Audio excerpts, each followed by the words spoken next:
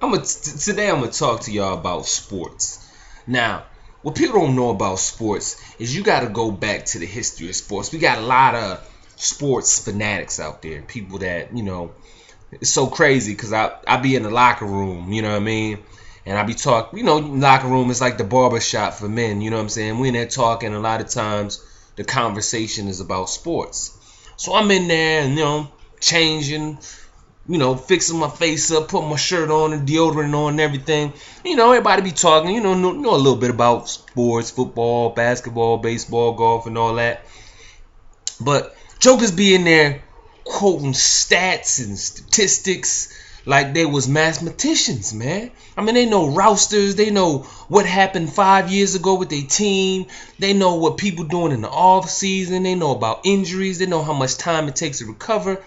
And I'm sitting in there and I had an epiphany because I was like, I'm thinking to myself like, yo, these dudes know so much about a sport, so much. They're so intangible, they're so intained into the sport that the sport now becomes them. It's no longer I'm a Dallas Cowboy fan, or the Dallas Cowboys is having a good season. No, it's we having a good season. They take ownership. Now they on the team. They on the team. You on the team now. This is the mindset that we have in sports. And this to me is a detriment to our society, that people take themselves and attach them to something that's not even have anything to do with them. You wearing your favorite hat don't make your team win. You betting your rent money or your cell phone money on the team and losing is not a smart move, And I understand, I truly do understand, because I used to really be in sports. I truly understand the passion and the drive behind having a team and own up to your team. You know what I'm saying? And this is my team. I truly understand that, but you got to understand the history of it, and you got to understand what it is. Sports is a billion-dollar business. Billion-dollar business.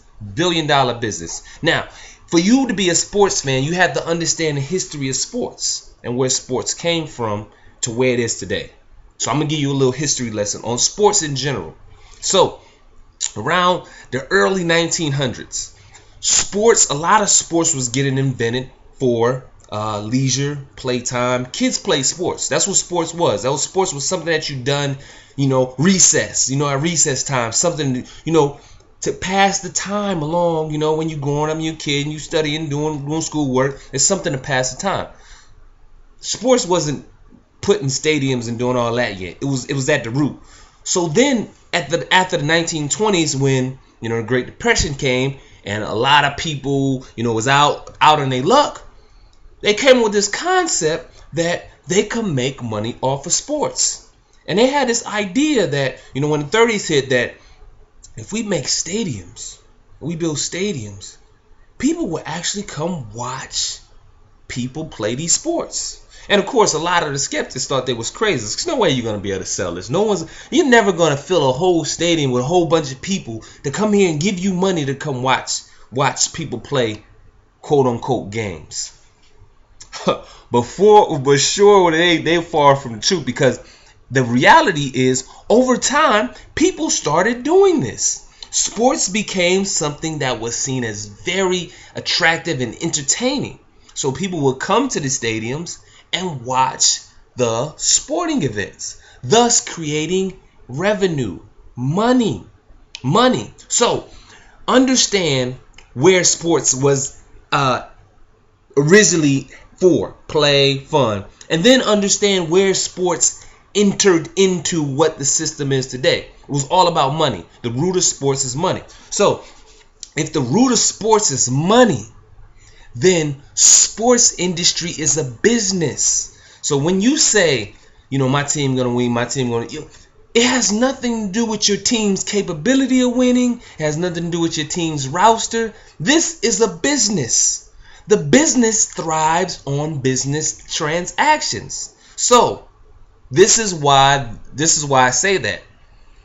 Football, for example. 80% of the revenue made on football is shared equally throughout the league. Understand how important that is. 80% of the revenue in the NFL is evenly distributed throughout every team. So it really doesn't matter how good or how bad your team is. 80% of that money is getting divvied to all of the owners equally. So they have you have to understand, they need to create the best matchups for the overall league. It ain't about my team as an owner. I'm a businessman. It's not about my team. You might care about the team and the position and all that, but it's not about that for me, the owner. I'm the businessman. I'm worried about what is the best matchup. You got to understand this. This happens in every sports. So over time, they started to understand how to make more money. They understand how to manipulate these leagues to make more money. And this is how they did it. They realized in the 80s that dynasties create revenue. Dynasties create revenue in sports because it does one thing. See, it doesn't matter whether you're loved or hated. You're going to watch. You are entertained by the people that you love and the people that you hate. People that you love, you watch because you emulate them and you're inspired by them, you're motivated, you want to be them, you want to see them, all this other stuff. The people that you hate, you want to see them fall. Oh, do we want to see them crumble? So it don't matter if I hate you or love you, I'm going to be entertained. So that's what a dynasty creates, because now if they're winning, now people gravitate to their energy of winning. Oh, I want to be winning. They're a good team. People are going to watch them. Then you're going to have the people that's the diehard fans who in turn hate them, thus creating more revenue because the people that love and hate them all watch. That's why typically any dynasty that is created, it creates more revenue for the individual team winning that dynasty, because the haters, quote unquote, the haters make them rich.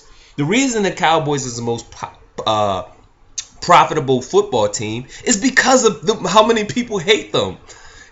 That is clearly why. It's because the people that hate them still watch them.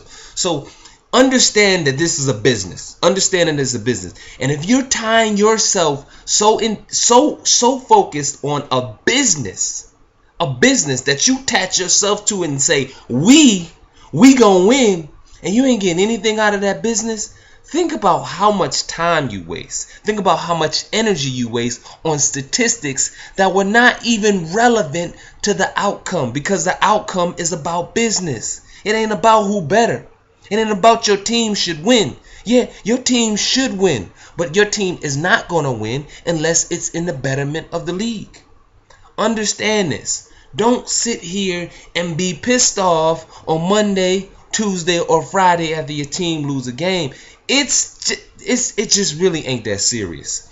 And to put yourself in that kind of stress for that kind of long is pretty sad.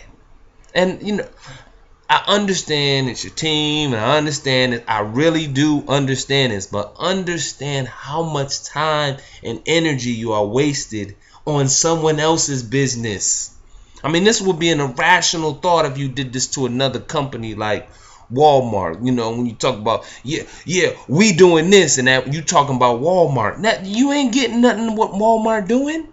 That's not you. That's not your business. Understand this. Sports is a business. You have to think of it like a business.